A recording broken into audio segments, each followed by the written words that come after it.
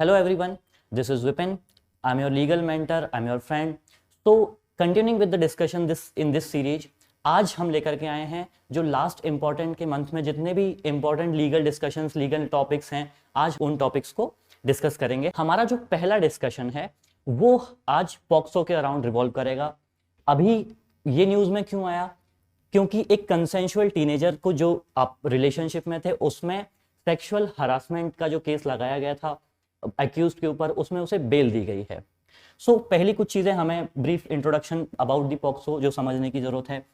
POCSO 2012 में enact किया गया था in order to deal with child sexual abuse, right. Under section 90 of IPC age of consent is 18. So according to this section, anyone who is below the age of 18 cannot give consent for the sexual intercourse. And similarly the POXO Act जो है वो 18 से कम irrespective of the gender, ये जो भी sexual harassment होता है, sexual molestation होता है या फिर child sexual abuse if we use a better term, तो उसमें ये इंप्लीमेंट होता है। सो आगे इसको समझते हैं कि क्या है पॉक्सो के कुछ स्पेशल फीचर्स। सो पॉक्सो का इनेक्टमेंट हुआ था 2012 में। मैं इसे इरेज कर देता हूं।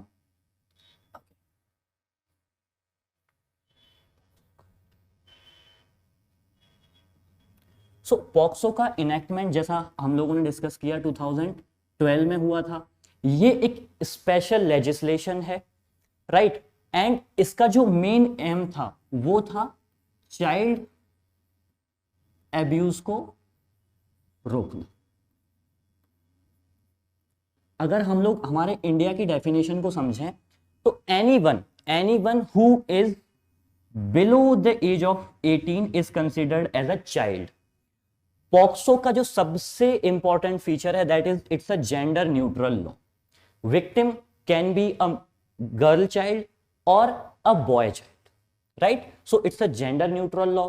इसमें जो एक्यूज होता है वो भी irrespective of the gender, accused इसमें विमेन भी हो सकती है, मेल भी हो सकता है। सो it's a gender neutral law. Second important thing is that the offence, mandatory offence reporting. Let's say if I come to know about a child sexual abuse case, I am under the obligation to report the matter to the authority. If I fail to perform this duty, then I would be held accountable for the same. Then एक और important feature है POCSO का, इसमें कोई mandatory time limit fix नहीं है। अगर आज कोई child sexual abuse का केस होता है तो वो आज से 5 साल बाद भी रिपोर्ट किया जा सकता है। Then compensation। In criminal justice system courts का सारा फोकस एक्यूज के ऊपर होता है और जो विक्टिम होते हैं वो अनहर्ड रह जाते हैं। सो पॉक्सो के अंदर कंपनसेशन दिया जाता है चाइल्ड सेक्सुअल अब्यूज के विक्टिम्स को। एंड एक और इंपॉर्टेंट चीज है जो कॉन्फिडेंशियलिटी ऑफ द विक्टिम। जो भी विक्टिम्स होते हैं, जो भी चाइल्ड होता है, उसकी आइडेंटिटी को सिक्योर रखा जाता है। And the court try to keep the victim away from the accused. जब भी कोर्ट की हियरिंग होती है कोशिश की जाती है कि विक्टिम और एक्यूज आमने सामने ना आए, ताकि चाइल्ड के जो दिमाग में किसी भी तरीके का फेयर और कंप्रिहेंशन ना रहे, राइट। ऑल्सो जो जितने भी चाइल्ड के साथ इंटरेक्शन होता है, जितने भी एम्प्लॉइज होते हैं, उनका वेरिफिकेशन होता है। ऑल्सो जो right to life and survival of a child, ये भी इसके अंदर मेंशन है। इसका एक और इंपॉर्टेंट फीचर है, ये बात करता है स्पेशल कोर्ट की। अब स्पेशल कोर्ट का इंपॉर्टेंट फीचर क्या है? हमारे इंडिया में जो केसेस पेंडिंग है, it has always been a very serious issue, क्योंकि टाइम बहुत लगता है, right. So special court designate किए गए जो स्पेसिफिकली डील करेंगे पॉक्सो से रिलेटेड केसेस के साथ, और इन्हें जल्दी से जल्दी डेली टू डेली बेसिस पे सुन करके इन्हें जल्दी से जल्दी खत्म किया जाएगा। और जो इन कोर्ट्स का जो एनवायरनमेंट होता है ये हमें चाइल्ड फ्रेंडली रखना होता है। फॉर एग्जांपल कोई कोर्ट है उसमें डिजाइन्स बना दिए बच्चों के लिए, और जो सिटिंग सीट्स होती हैं वो चाइल्ड फ्रेंडली नेचर की बनाई, तो इस तरीके का ये पॉक्सो एक लेजिस्लेशन इनेक्ट किया गया 2012 में to deal with child sexual abuse. हमने इसमें यह सीखा कि जो विक्टिम होता है उसका जेंडर कोई भी हो सकता है, the victim can be a boy और a girl, right. So this is the one of the important feature of the POCSO. Let's move further, हम आगे पढ़ते हैं पॉक्सो के बारे में।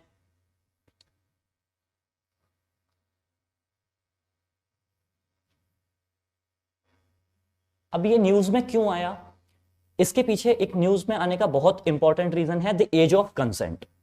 एज ऑफ कंसेंट के साथ प्रॉब्लम यह है कि अगर देयर इज नो थ्योरी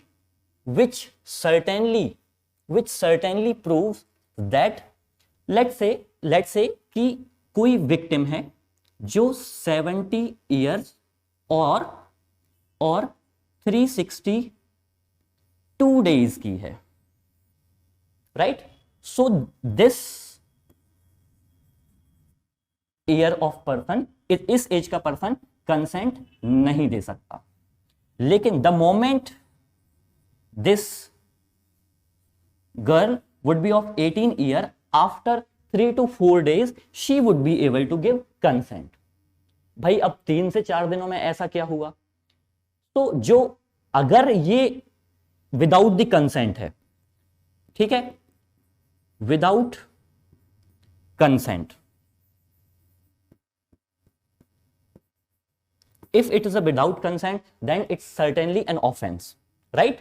यहां पे एज का कोई भी क्राइटेरिया नहीं होता है। बट अगर कंसेंट के साथ हो रहा है, if you are allowing consensual relationship between a person who are above the age of 18, then इसके साथ क्या प्रॉब्लम है, राइट।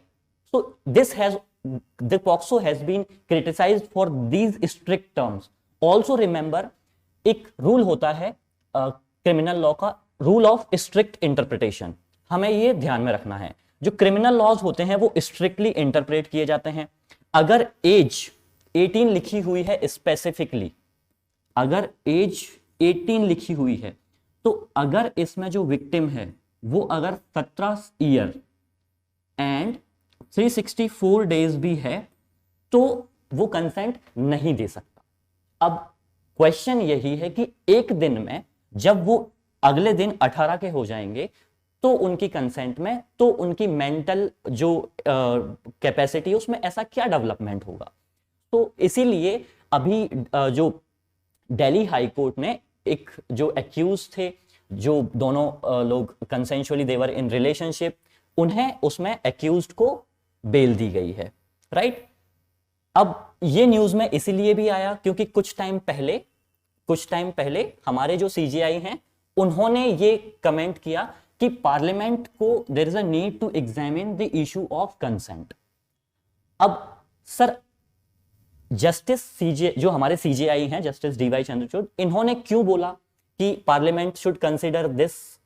क्योंकि लास्ट क्लास में हम लोगों ने एक चीज डिस्कस की थी कि there is a separation of power, right. हम लोगों ने लास्ट का जो लेक्चर था उसमें ये चीज डिस्कस की थी कि there is a separation of power in our country. अब सेपरेशन ऑफ पावर क्या होता है कि लॉ किसने बनाया? पार्लियामेंट ने, राइट। लॉ बनाने की पावर किसे है? पॉक्सो बना 2012 में, राइट। अब इसको एग्जीक्यूट कौन करता है? एग्जीक्यूटिव। जितने भी आपके आईपीएस ऑफिसर्स हैं, पुलिस ऑफिसर्स हैं, और डीएम और एडीएम, ये सारे आपके इसे एग्जीक्यूट करते हैं, राइट।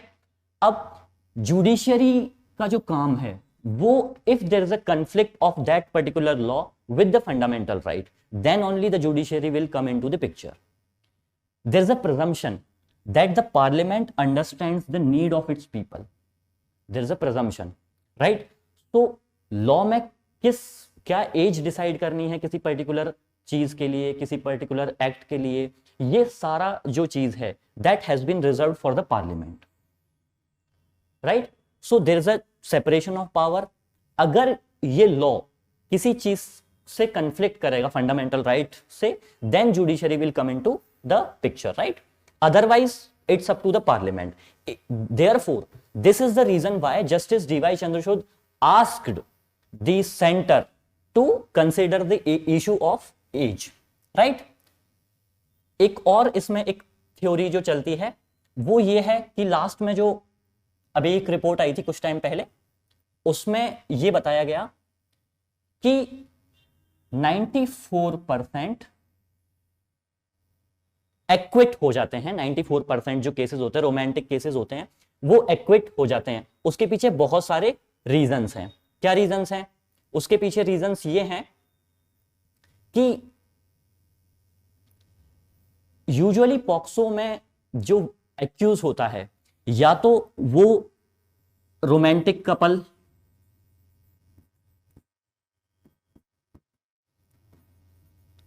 राइट, या फिर एक जो एक्यूज होता है वो नोन होता है, right?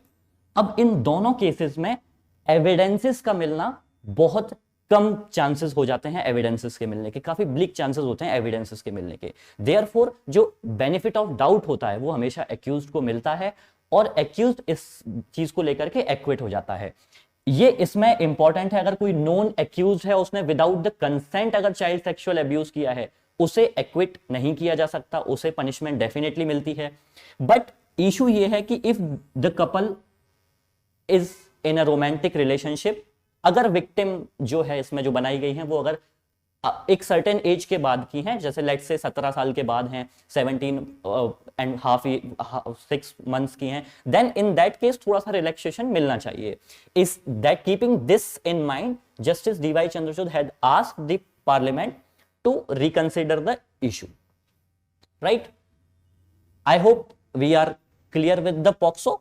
Let's move forward with our next topic. Now the next topic is around, as we all know, India is connected by a bridge with the, let's understand from the map, India is connected with Sri Lanka by this bridge, right? There are various theories कि ये man made है, natural है, but इस bridge का Indian mythological में एक बहुत ही important aspect है, राइट? रामायण में इस चीज को मेंशन किया गया है कि जब अपहरण हुआ था, जब एब्डक्शन हुआ था सीता जी का, तो राम भगवान हमारे यहां से यहां तक गए थे उन्हें लेने के लिए, और उन्होंने एक मैन मेड ब्रिज बनाया था. अब जो सेतु समुद्रम प्रोजेक्ट है, अगर मुझे यहां से जाना है तो मैं यहां से जाऊंगा, right?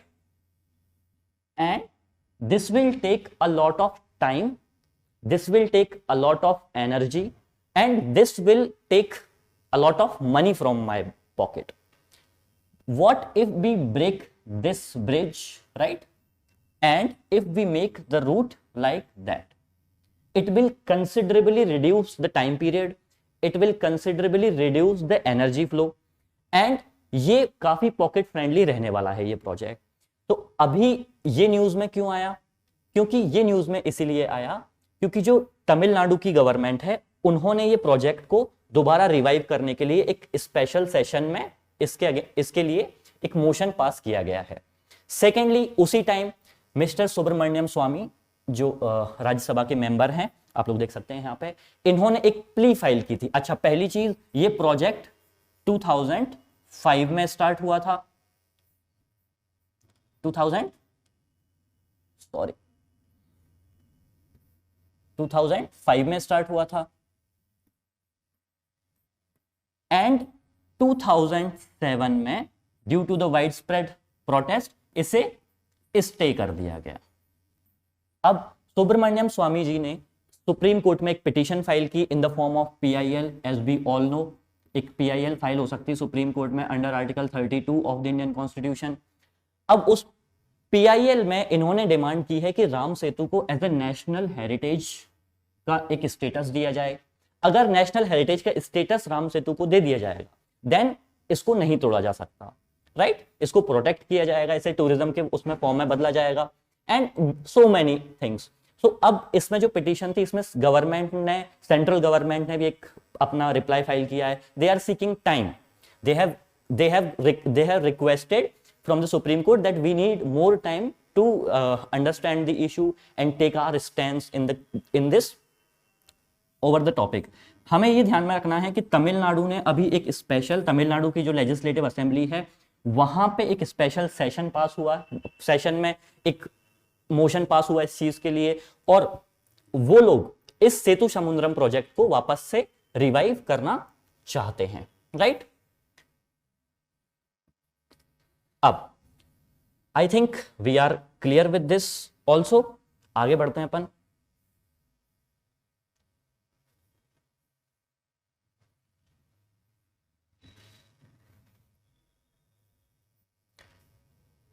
Okay. Right to vote. Right to vote एक बहुत इंपॉर्टेंट राइट होता है किसी भी डेमोक्रेसी में. जब 2019 में इलेक्शन हुआ था, वोटिंग थी ओनली 67%. हर कोई वोट नहीं दे पाता. Let's assume I belong to a particular area, I belong to a particular state and I am working in a different place. तो मैं एक जो नॉर्मल सिटीजन हूं इंडिया का, उसे वोट देना चाहिए. बट जो डोमेस्टिक वर्कर्स होते हैं, let's say if someone belongs to a particular state and the person is living in a different state, right? ये B है और ये A है. He is a registered voter of B, but he is living in A, right? So अब it is not possible for him to go to B and cast his vote, right? So in that case वो vote नहीं दे पाते हैं, और जो voting का जो percentage है वो इंडिया में कंसिडरेबली कम रहता है. Keeping this in mind, Election Commission of India has come up with the idea of remote electronic voting machine, right? ये चीज हमें दिमाग में रखनी है, right? Remote electronic voting machine. ये कैसे काम करेगी? Let's say I am living in Bhopal and I am a registered voter in Jaipur, right? अब यहां पे भोपाल में एक इलेक्ट्रॉनिक वोटिंग मशीन जो मेरा नियरेस्ट सेंटर होगा, वहां पे इन टोटल 72 कॉन्स्टिट्यूएंसी की एक इलेक्ट्रॉनिक वोटिंग मशीन बनाई जाएगी. जब मैं अपना वोट कास्ट करने जाऊंगा, the moment I will scan my voter ID card, मेरी कॉन्स्टिट्यूएंसी का नाम आ जाएगा, और वहां पे जो जितने भी लोग इलेक्शन कंटेस्ट कर रहे होंगे उनकी लिस्ट आ जाएगी, and then accordingly I would vote. So vote देने के लिए मैं कहां जाऊंगा? भोपाल. बट मेरा वोट कहां पे डलेगा? जो लोग जयपुर में इलेक्शन लड़ रहे हैं, by the way of remote electronic voting machine. अब इस चीज को कौन लेकर के आया? इसे लेकर के आया इलेक्शन कमीशन ऑफ इंडिया. इसी से रिलेटेड एक और इशू इंडिया में जो अभी आया,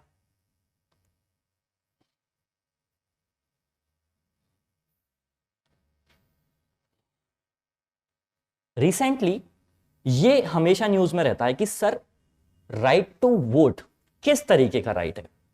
ये कॉन्स्टिट्यूशनल राइट है, ये फंडामेंटल राइट है, या फिर ये एक लीगल राइट है?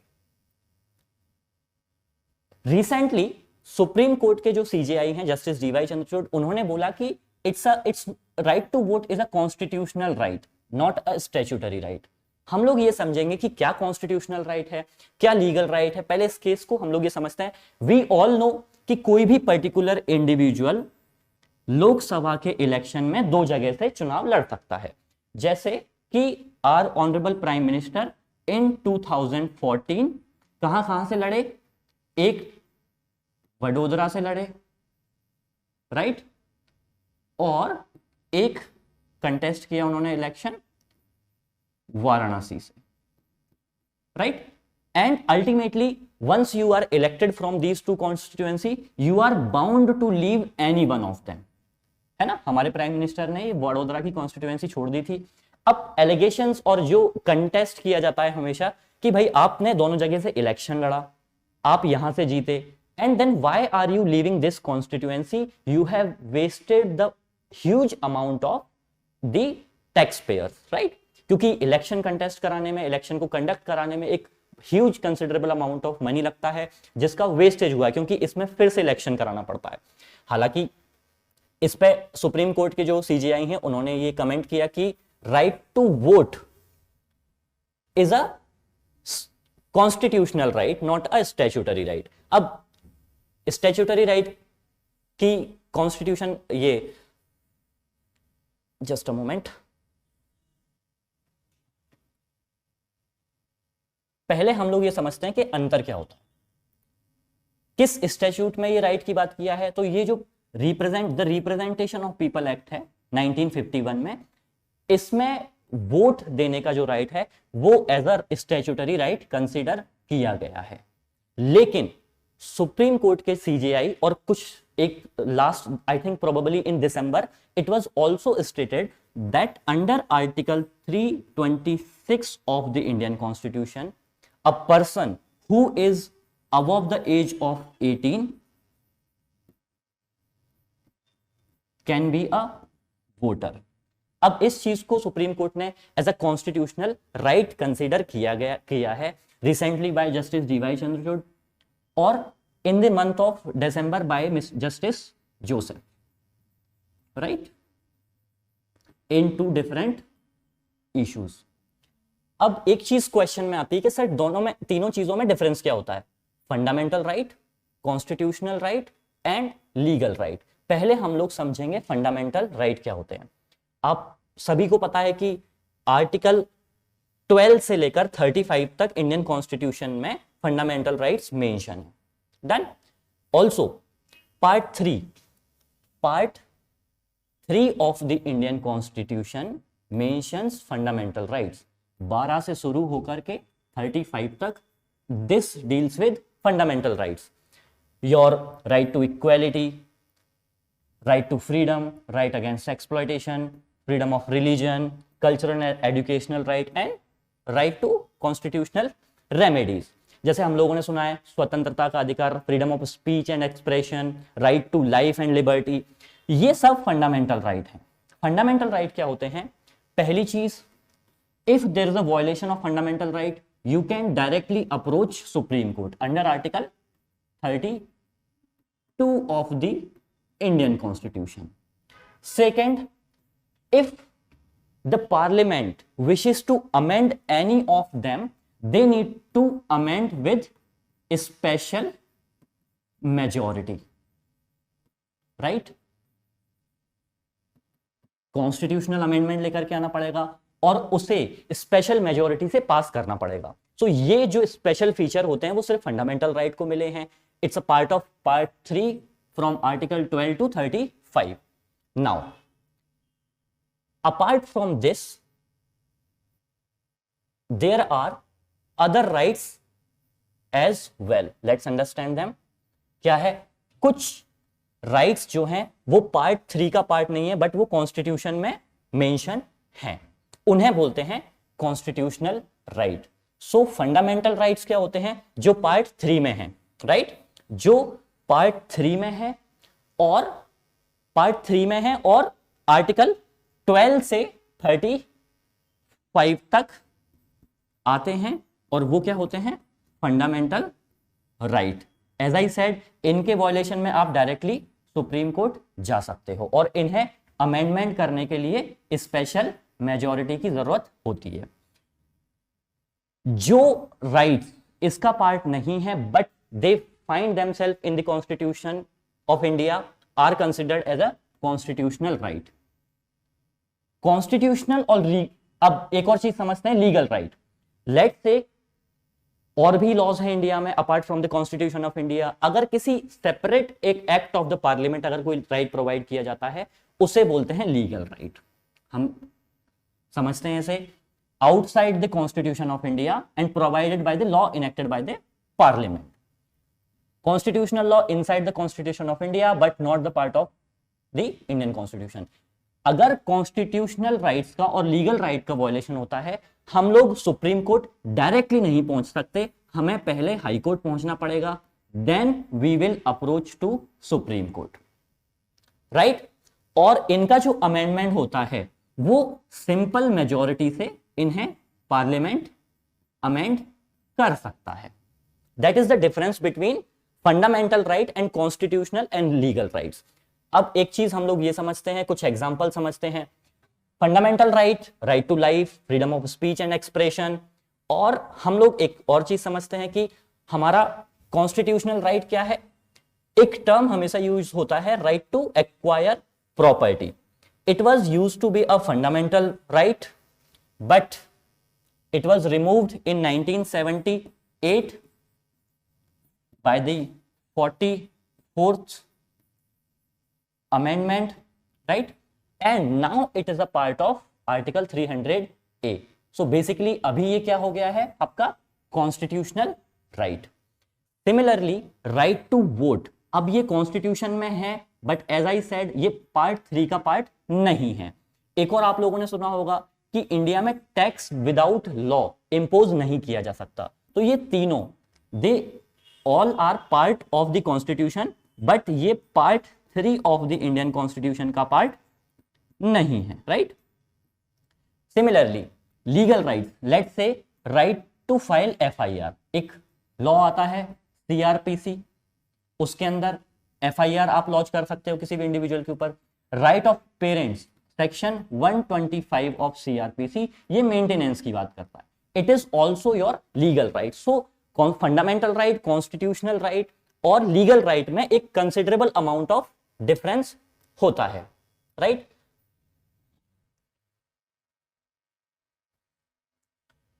सो briefly let's discuss about the constitutional body which is called election commission. Election commission under article 324 establish किया गया है। It's a 3-member body, right? It's a 3-member body जिसमें एक चीफ इलेक्शन कमिश्नर होते हैं और 2 election commissioner होते हैं। हमारे इंडिया में 18 is the voting age, 18 से अबव जो भी है वो वोट दे सकता है। It was used to be 21, लेकिन इससे 18 किया गया था इन द ईयर ऑफ 1989। 1989 से पहले it used to be a single body, लेकिन इसमें 2 कमिश्नर और ऐड किए गए बिकॉज ऑफ द वर्कलोड बहुत इंक्रीज हो गया था, क्योंकि जो वोटिंग एज थी वो कंसिडरेबल अमाउंट ऑफ डिक्रीज कर दी गई थी, राइट। सो ये हमारे इलेक्शन कमीशन के बारे में जानकारी है। We are done with today's lecture. I hope आप लोगों को ये वीडियो अच्छा लगा होगा। आपके क्या पॉइंट्स हैं इन सारे टॉपिक्स को लेकर के कमेंट सेक्शन में जरूर बताएं। अगले वीक वापस से मिलेंगे कुछ नए टॉपिक्स के साथ, कुछ नए लीगल अपडेट्स के साथ। Thank you so much.